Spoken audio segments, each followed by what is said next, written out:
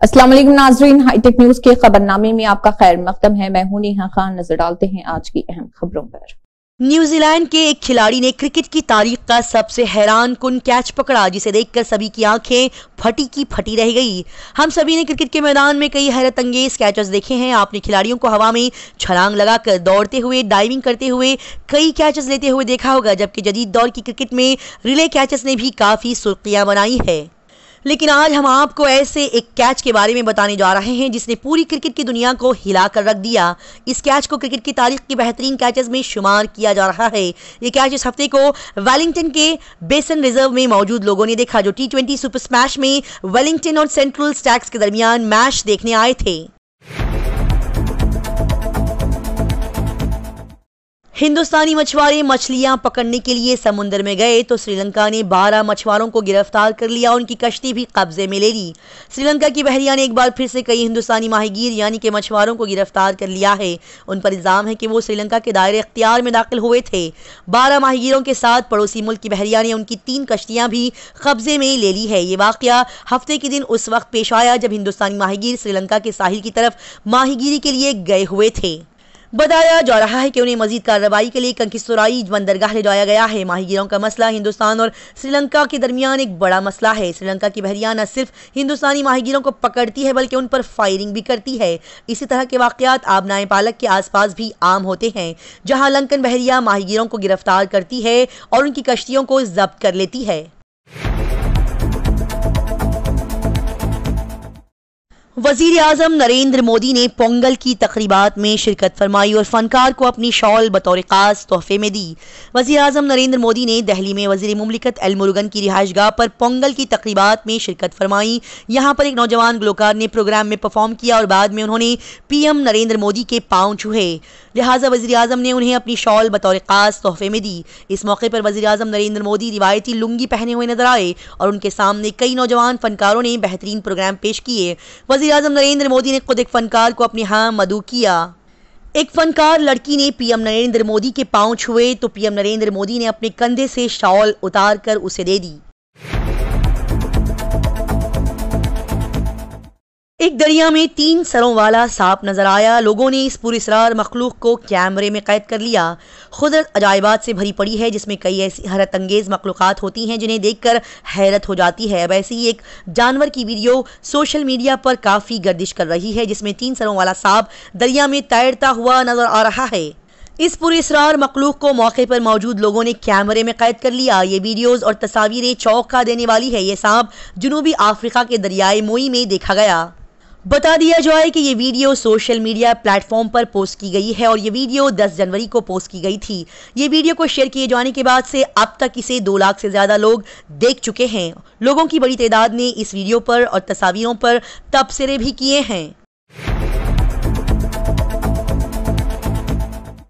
एक रियासत में 30 सीटों पर बैलेट पेपर्स के जरिए इलेक्शन हुए और बीजेपी मुखालिफ जमातों की नींदें उड़ गई। जमहूरियत का सबसे बड़ा त्यौहार यानी लोकसभा इंतखाबात 2024 में होने जा रहे हैं। इसके लिए तमाम जमातों की जानिब से तैयारियां जोरों शोरों से जारी है।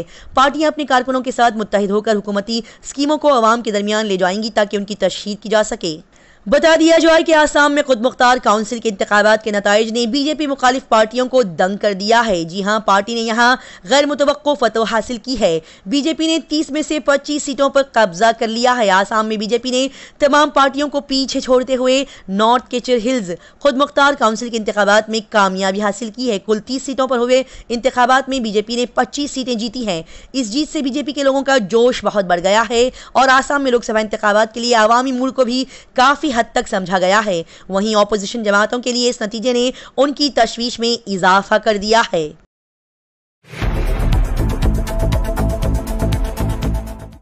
एम्बुलेंस के जरिए आखिरी रसूमात के लिए ले जाने के दौरान सड़क पर पड़े गड्ढे में एक झटका लगा और मुर्दा शख्स जिंदा हो गया।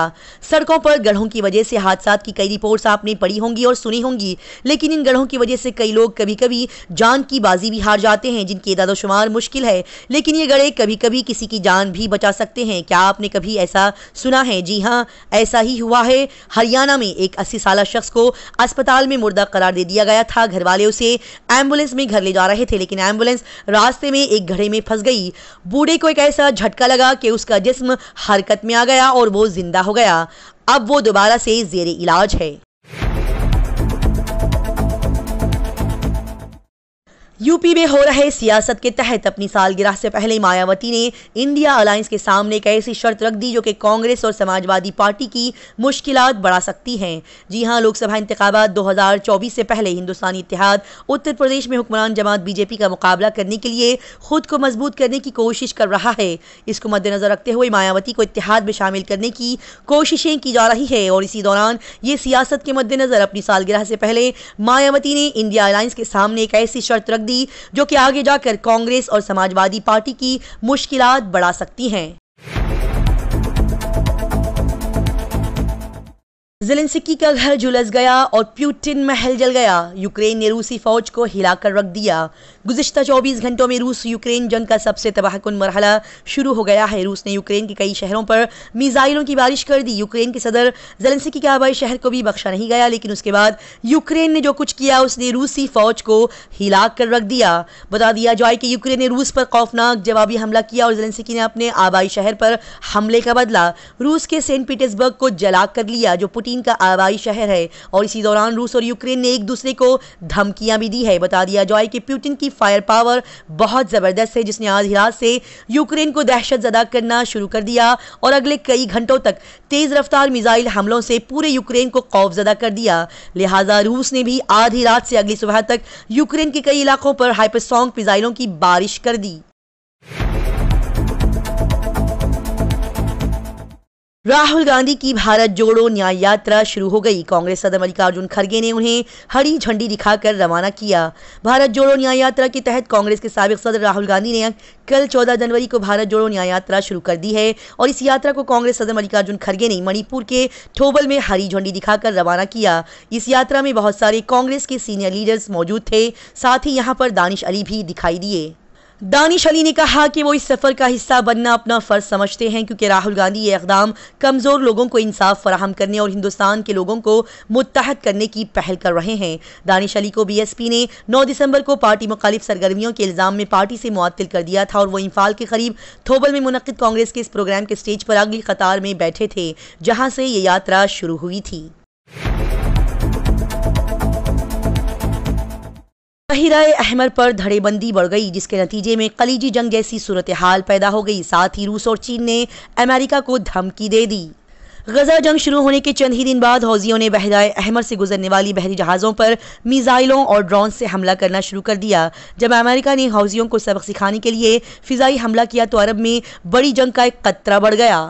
ऐसे में अरब में साल 1991 की खलीजी जंग जैसी सूरत हाल पैदा हो सकती है। बता दिया जाए कि आलमी जंग का खदशा इसलिए भी बढ़ता जा रहा है कि हौजी बागियों पर अमेरिका के फिजाई हमले के बाद ईरान के साथ साथ तुर्की, रूस और चीन भी हौजी के हक में खड़े हो गए हैं और इसी के अलावा इन ममालिक ने अमेरिका को धमकियां भी दी हैं।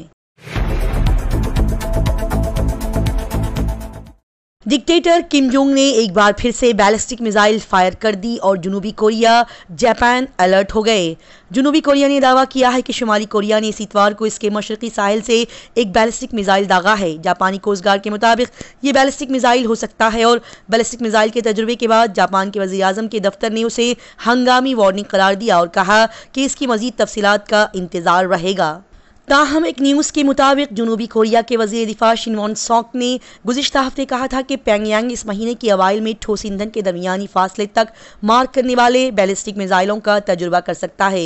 लिहाजा 18 दिसंबर को शुमाल ने अपना आखिरी हेसोंग 18 ठोस ईंधन वाले बैनुल-बराज़मी बैलिस्टिक मिसाइल को मशरक़ी समुंदर में एक ऊंची रफ्तार पर फायर किया। रियासतों में इंडिया अलायंस का हो सकता है गलबा, सीटों की तकसीम न होने पर भी कोई नुकसान नहीं। इंडिया अलायंस में सीटों की तकसीम के हवाले से बातचीत जारी है और निशस्तों के हवाले से हल्काबंदियों में इत्तेफाक राय पैदा करने की कोशिशें की जा रही है। कांग्रेस पार्टी ने इसके लिए एक टीम भी तश्कील दी है जो मुख्तलिफ रियासतों के इलाकाई पार्टी लीडरों से मुलाकात कर रही है।